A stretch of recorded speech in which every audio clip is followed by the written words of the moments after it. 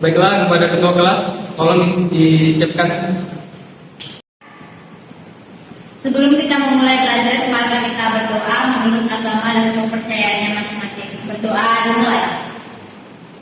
Berdoa selesai. Ini salah.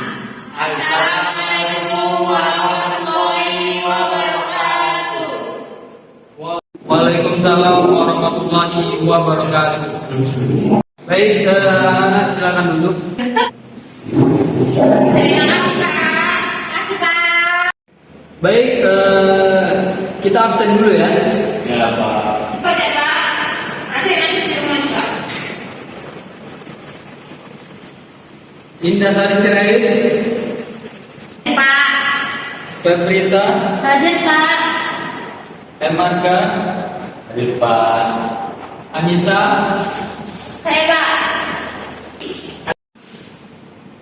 Kesita, Nggak hadir Pak. Isi aja Pak. Hadir Pak. Jadwal. di rumah aja kabarnya. Bukannya sekolah. Emang Hadir Pak, kayaknya emang bisnis itu lebih penting Pak. Karena bisa sekolah kalau nggak ada Pak. Iya Pak, benar. Kami juga ada haji Pak. Iya. Baik, dilanjutkan. Sonia, Dunia juga Pak. Izin Pak. Kalau dia sakit loh Pak. Sakit apa dia? sakit apa? Sakit gigi katanya Pak. Dia juga kelihatan menggunjing sih itu ya kan. Jangan, tidak boleh begitu ya.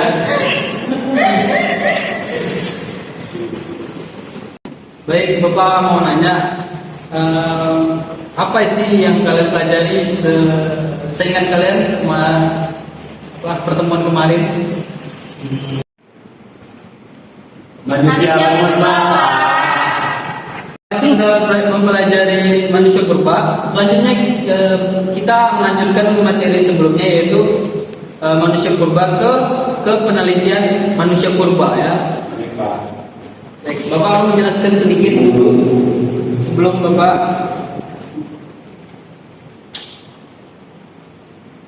Baik, ini kita akan lanjutkan materi sebelum itu. Sekarang kita mau masuk ke materi baru, yaitu penelitian manusia purba.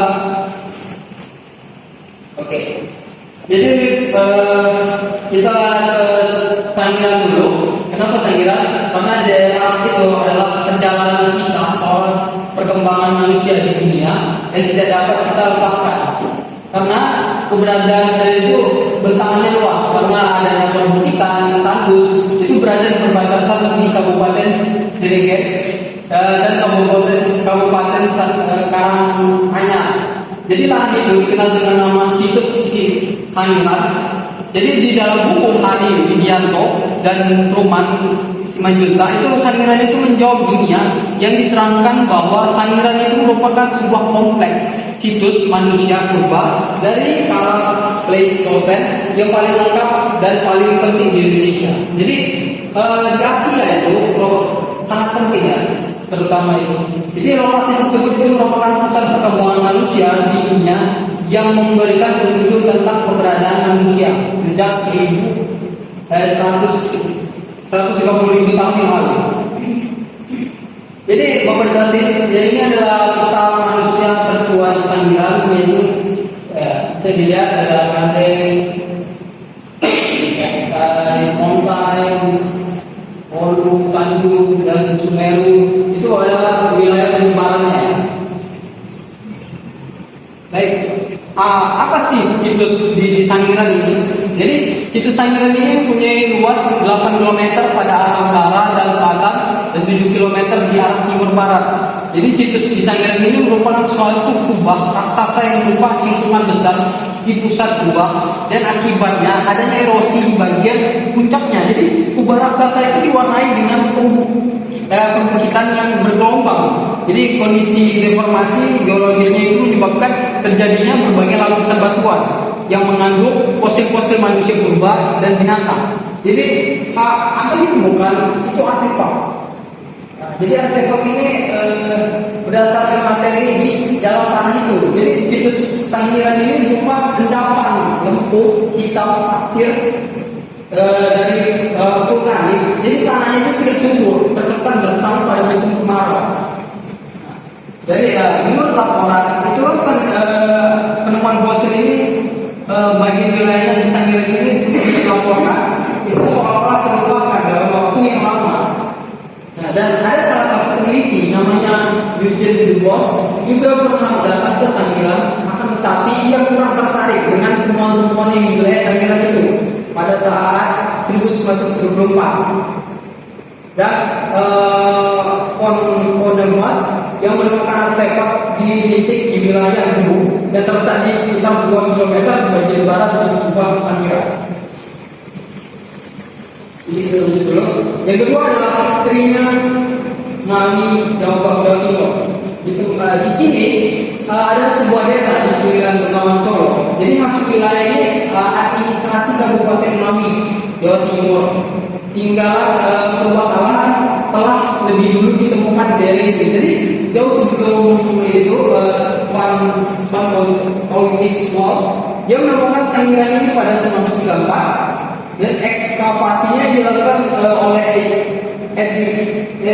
Eugene Dubos itu di Trinidad.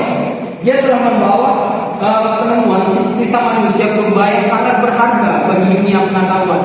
Jadi penggalian Dubos ini dilakukan pada endapan aluvial Bengawan Solo. Jadi dari lapisan ini ditemukan atap tengkorak Pithecanthropus erectus dan beberapa buah tulang paha utuh yang fragmen yang menunjukkan pemiliknya telah berjalan tegak.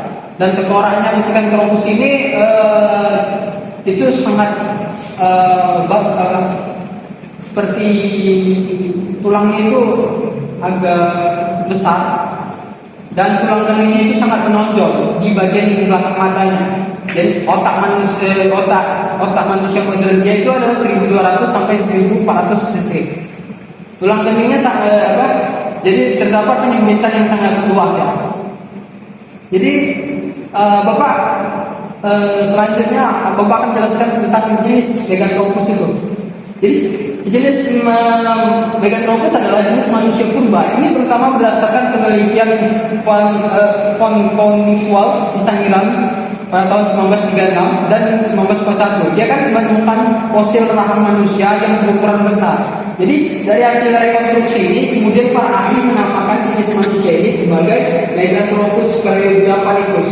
Jadi artinya manusia raksasa yang dari Jawa. Jenis manusia purba ini memiliki ciri rahang yang kuat, badannya tegak. Diperkirakan makanannya adalah jenis manusia yang memakan tumbuh-tumbuhan. Pada masa hidupnya diperkirakan pada zaman Pleistocene awal. Jadi contoh gambarnya seperti itu. Lanjutnya adalah jenis Pithecanthropus. Nah, jenis ini diteliti oleh Eugene Dubos pada 1850 di dekat Trinidad di sebuah desa di pinggiran Bengawan Solo di wilayah. Tapi masih terlihat tanda-tanda kerak. Oleh karena itu jenis ini dinamakan Pithecanthropus erectus yang artinya manusia kera yang berjalan tegak.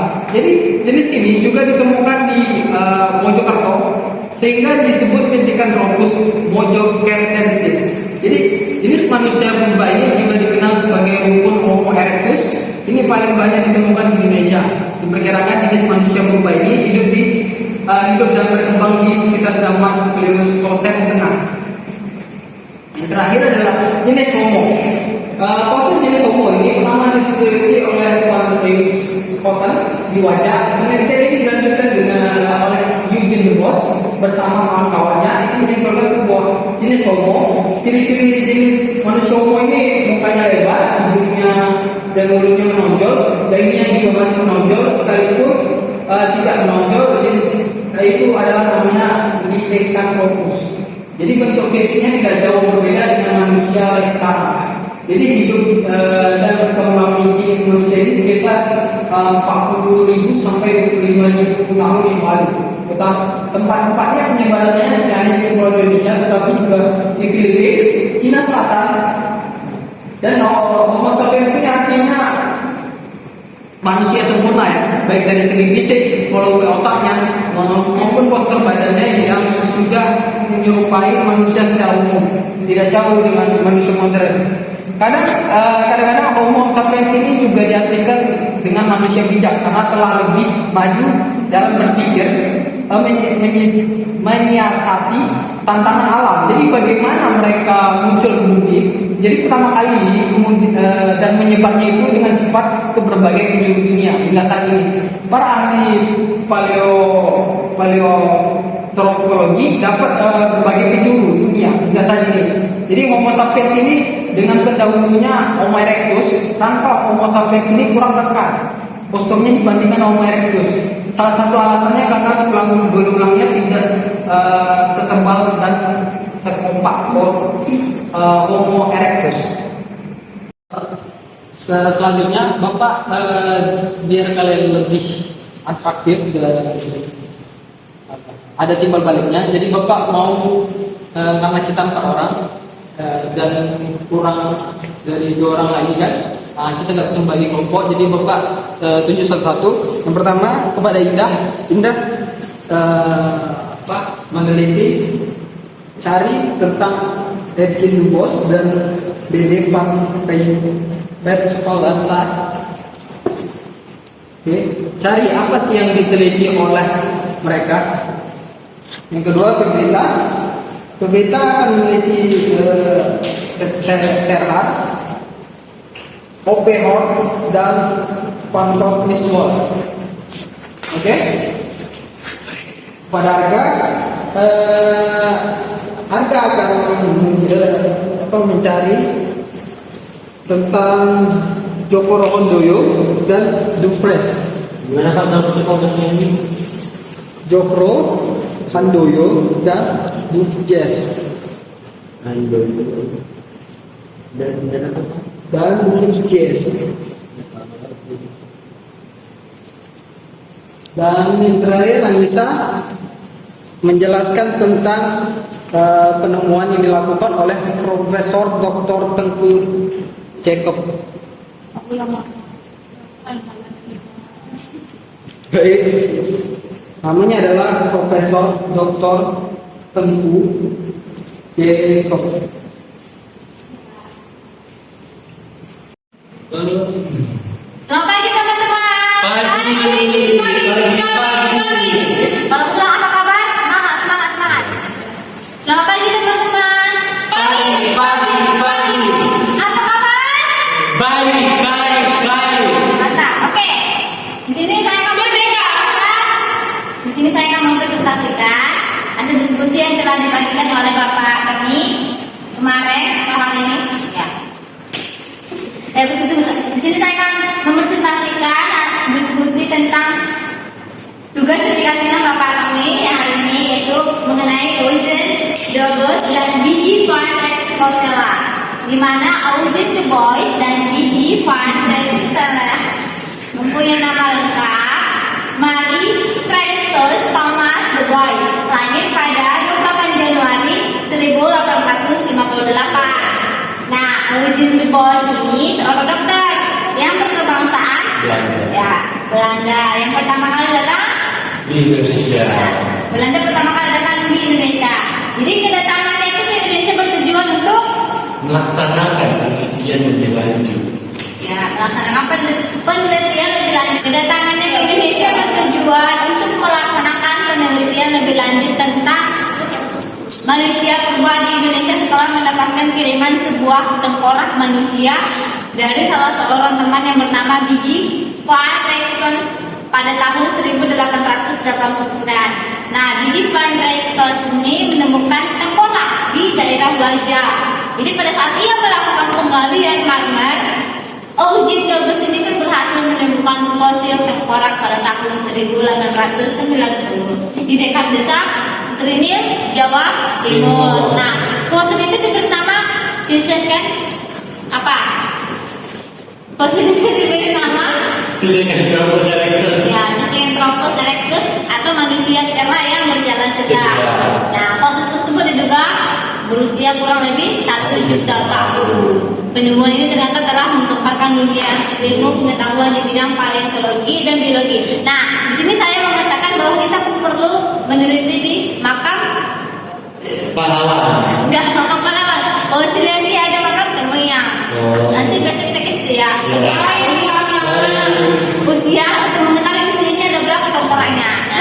Kita mau bongkar. Ya, minta izin dulu, kalau diizinkan kita bongkar. Kan kita mengenai tentang penelitian manusia purba. Jadi kita coba apakah semua keseluruhan tim yang itu ada manusia purba. Kalau tidak ada berarti memang bagus. Oke, cukup sekian dari presentasi saya terkait tentang origin the boss dan dunia interstellar. Raise it, Tom. Oke, saya kembalikan kepada Bapak kami. Kurang lebihnya saya mohon maaf. Mohon maaf. Dan tutup selamat pagi. Baik, tepuk tangan untuk Indah Sirait. Presentasi yang luar biasa. Selanjutnya kepada Febrita.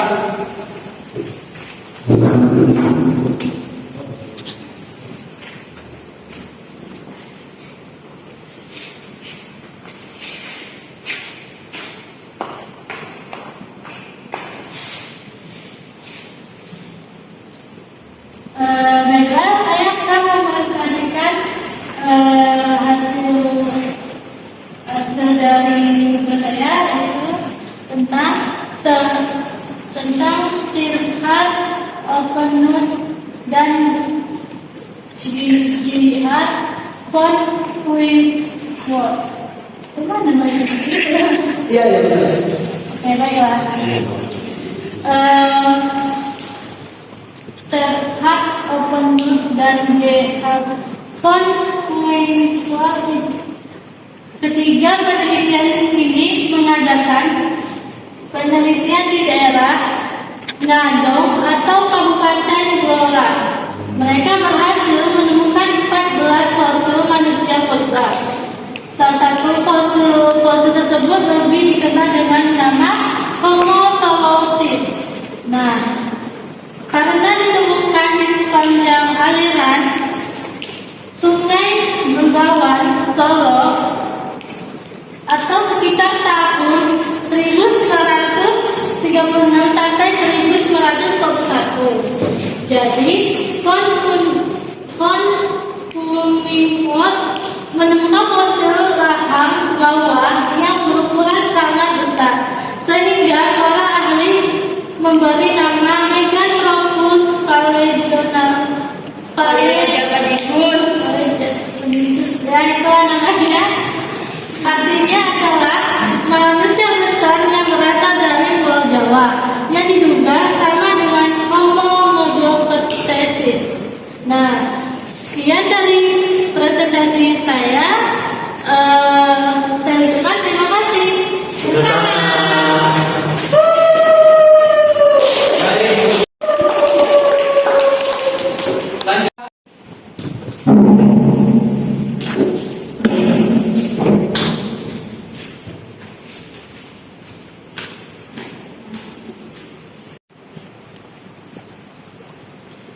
Baiklah, saya akan mempresentasikan hasil diskusi saya sendiri tentang peneliti Cokro Handoyo dan Dwi Jess. Nah, Cokro Handoyo dan Dwi Jess, kedua tokoh ini berhasil menemukan dua fosil di desa Perling dekat Mojokerto dan desa Sangiran di daerah Sragen, Surakarta. Penemuan itu menjadi sangat penting karena diperkirakan berasal dari lapisan tanah yang sangat tua, atau yang lebih kurang diperkirakan 2 juta tahun yang lalu. Fosil ditemukan ini diberi nama Homo mojokertonensis. Ya, sekian presentasi saya mengenai peneliti Cokro Handoyo dan Dwi Jess. Terima kasih semuanya. Beri tepuk tangan untuk Arga. Baik, selanjutnya yang terakhir Anissa ini.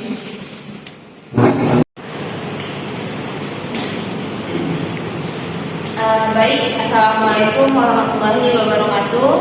Waalaikumsalam warahmatullahi wabarakatuh. Di sini saya kelompok terakhir, yaitu kelompok 4, di mana saya ditugaskan oleh Bapak Tommy, yaitu mempresentasikan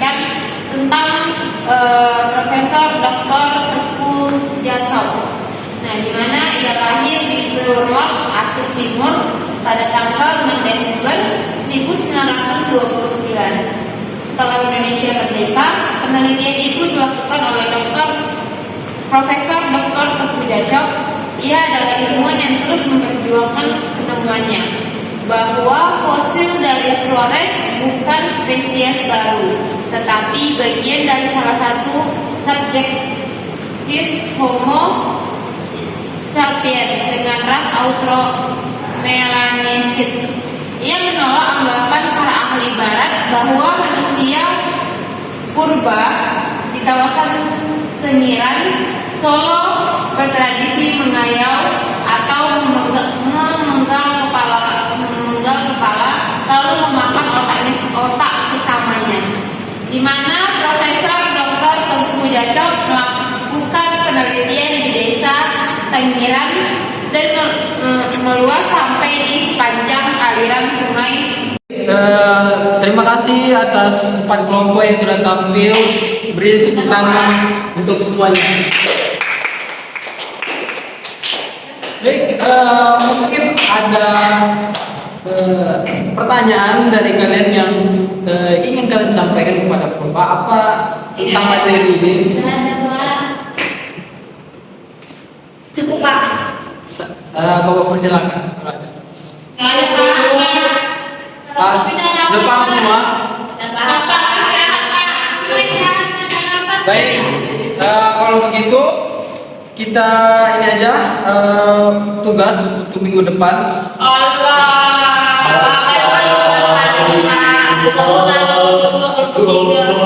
Nah, nyanyi lagi ya. Soalnya untuk ngomong makan. Terus Pak. Project lah, Pak, project. Baik, tugas untuk minggu depan. Minggu depan kita libur. Pak, minggu depan tanggal merah, Pak. Iya, Minggu depan lagi. hari Guru, Pak. Minggu depan lagi. Kita mau ke Bengawan Solo. Iya. Baik, tugasnya adalah menyimpulkan dari 4 kelompok ini menjadi satu. Ya. Nanti dikumpulkan di meja Bapak. Oke, Bapak. Gimana nih dulu, Pak? Paling depan. Oke, Pak. Baik, kita tutup aja pertemuan kita hari ini. Cukup sekian, Bapak tutup. Wabillahi taufiq wal hidayah. Wassalamualaikum warahmatullahi wabarakatuh. Waalaikumsalam warahmatullahi wabarakatuh. Dadah, Pak. Hati-hati jalan ya, Pak. Yuk. Pak.